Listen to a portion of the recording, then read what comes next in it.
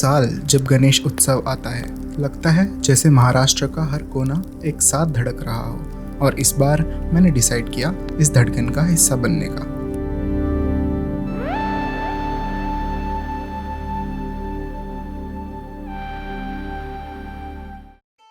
मैंने शुरू किया नागपुर से, जहाँ मेरा दोस्त पीयूष रहता है।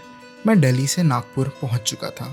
पीयूष ने मुझे पिक किया नागपुर रेलवे स्टेशन से और सीधा ले गया वहाँ जहाँ हमारे गणपति आकार ले रहे थे।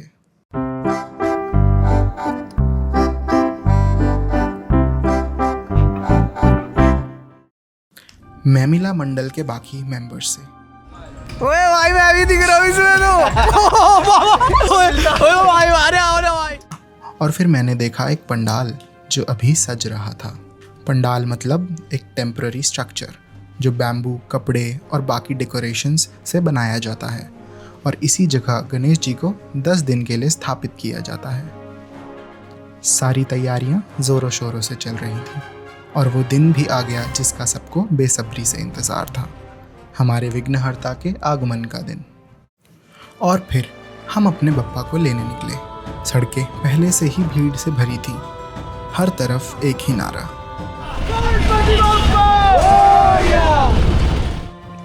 और फिर शुरू हुई बारिश, जैसे आसमान भी कुछ कहना चाहता है। हम बारिश में भीगते हुए, मस्ती करते, हंसते खेलते वर्कशॉप पहुंचे। हमें मिली एक ऐसी खबर जिसने सबको थोड़ी देर के लिए शांत कर दिया। हमारी मूर्ति अभी तक तैयार नहीं थी। विघ्नहर्ता के आगमन में विघ्न आ गया था। मूर्ति पर अभी बहुत काम बाकी था और हम सिर्फ इंतज़ार नहीं कर सकते थे। तब हमने जगाया अपने अंदर के फाइन आर्टिस्ट को और लग गए बप्पा को सजाने। शायद गणपति हमसे सेवा मांग रहे थे।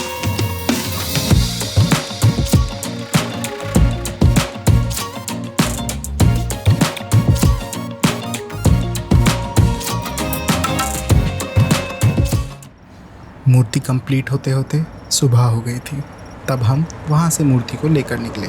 ढोल नहीं थे, भीड़ नहीं थी, एक शांति भरा अद्भुत पल।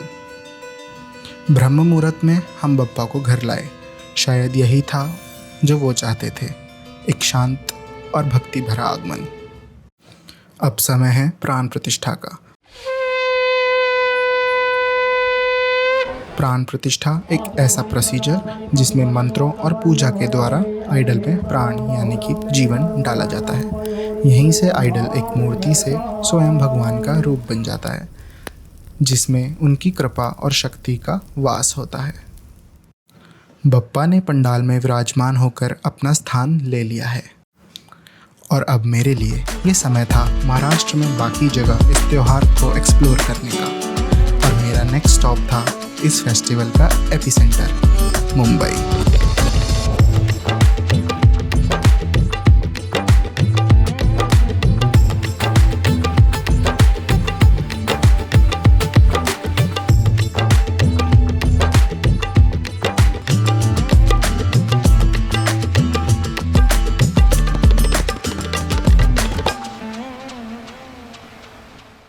मुंबई में गणेश उत्सव की बात हो तो एक नाम सबसे पहले आता है, लाल बागचा राजा। ये कोई नॉर्मल आइडल नहीं, एक भाव है, एक विश्वास है जिसे मिलने दुनिया भर से लोग आते हैं। इस पंडाल में हर रोज़ ऑन एन एवरेज 1.5 मिलियन लोग आते हैं। और फिर मैंने एंट्री ली। जहाँ बाकी सब ब्रांड्स एडवर्टीजमेंट कर रहे थे, जोमैटो मोटिवेट कर रहा था। देखते ही देखते सिर्फ 1 घंटे में मैं राजा के सामने था। माना जाता है जिसे राजा बुलाते हैं वही दर्शन कर पाता है, और उस पल मुझे भी यही महसूस हुआ।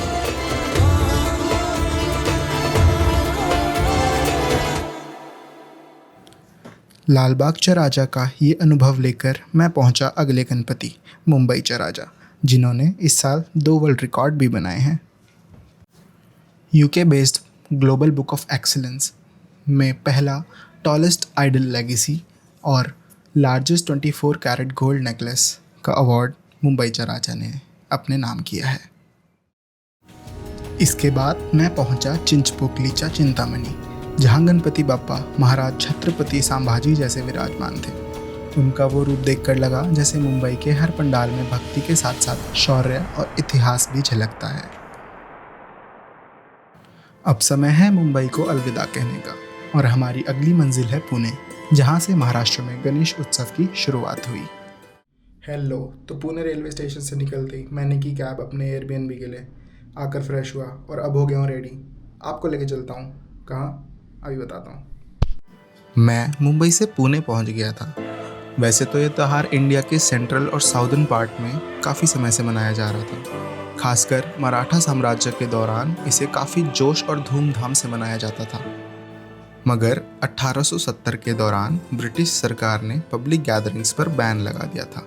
एक जगह पर 20 से ज़्यादा लोगों को इकट्ठा होने की अनुमति नहीं थी, जिसकी वजह से गणपति उत्सव एक पब्लिक गैदरिंग ना रहकर सिर्फ एक प्राइवेट फेस्टिवल बन गया था, जो सिर्फ अपने घरों में सेलिब्रेट किया जाने लगा। मैं जा रहा हूँ उस गणपति मंडल में जिन्होंने गणपति उत्सव को दोबारा एक पब्लिक फेस्टिवल के रूप में रिवाइव किया।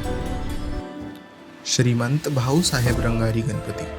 भाऊ साहेब रंगारी एक स्वतंत्रता सेनानी और समाज सेवक थे। उन्होंने गणेश जी की मूर्ति को सार्वजनिक रूप से स्थापित करने का फैसला लिया ताकि लोग भक्ति के बहाने एक साथ आ सकें। ये कदम भक्ति के साथ साथ देशभक्ति और आज़ादी की आग को भी जगा सकता था। इसे देखकर लोकमान्य बाल गंगाधर तिलक ने अपने अखबार केसरी में उनकी तारीफ की और इसे एक मास मूवमेंट बना दिया।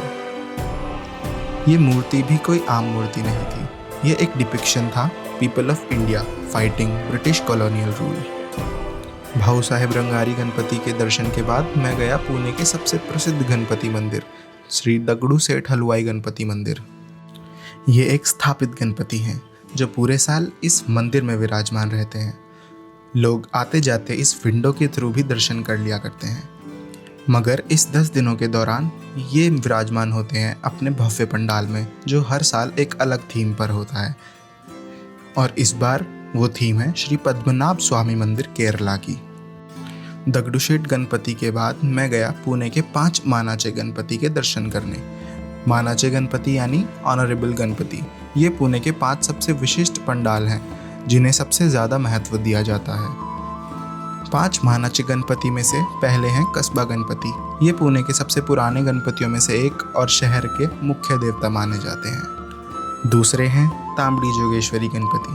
तांबड़ी जोगेश्वरी देवी दुर्गा का मंदिर है जो हर साल गणपति को स्थापित करते हैं। तीसरे हैं गुरुजी तालीम गणपति, जिसकी स्थापना 1887 में 2 हिंदू और मुस्लिम परिवारों भीखू शिंदे और उस्ताद नलबन ने की थी।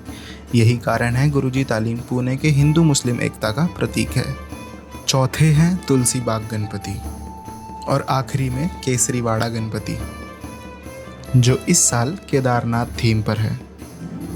केसरीवाड़ा बाल गंगाधर तिलक जी का फैमिली हाउस भी है।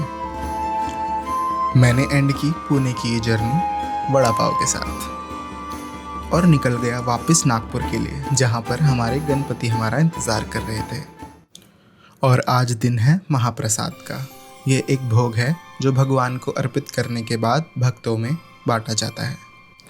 नागपुर से शुरू हुई मेरी गणेश उत्सव की ये यात्रा मुंबई की रौनक और पुणे के इतिहास से होते हुए अब वापस उसी जगह आ चुकी है जहाँ से इसकी शुरुआत हुई थी।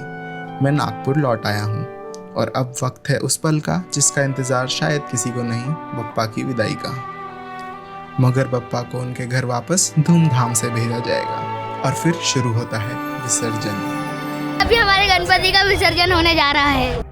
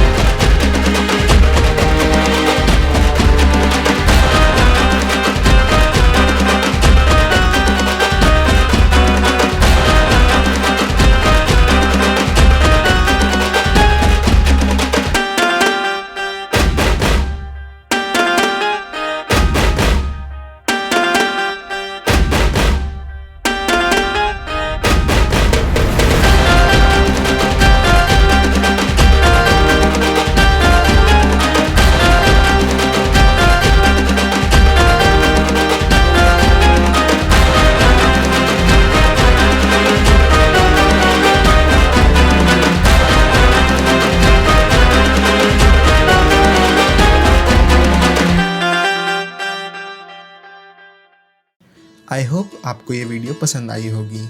मैं फिर मिलूँगा एक नई कहानी और एक नई जगह के साथ। तब तक के लिए गणपति बाप्पा मोरया।